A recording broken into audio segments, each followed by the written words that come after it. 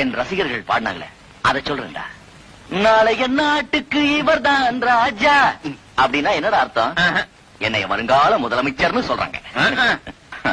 தொண்டர்களோட உணர்ச்சியை மதிக்கிறவன் தான் தலைவன். அதனாலதான் நான் புதுசா ஒரு கட்சி ஆரம்பிக்கலாம் முடிவு பண்ணிட்டேன். குழப்ப கெடுத்துக்காதீங்க. டே, வெறும் நடிகனா இருந்தா பணம் புகழ் மட்டும் தான் கிடைக்கும். சீஃப் மினிஸ்டர் ஆயிட்டா அதிகாரம், அந்தஸ்து, பணம், புகழ் எல்லாமே கிடைக்கும். அதுக்கப்புறம் நான் வச்சதாண்ட சட்டம். அரசியல் தலைவர் ஆகிறதுக்கு உங்களுக்கு என்ன தகுதி இருக்கு?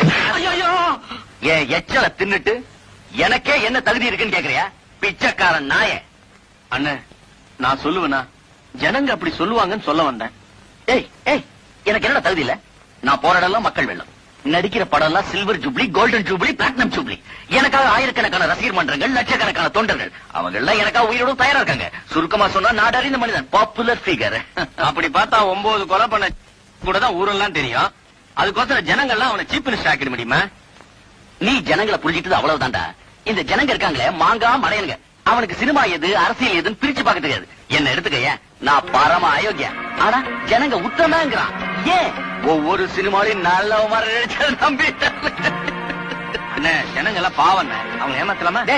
நாம ஜனங்களை திருத்த வந்திருக்கோம். அவங்க கிட்ட இருக்க முட்டாள்தனத்தை பயன்படுத்தி பதவியை பிடிச்சிடணும். அதான் புத்திசாலி.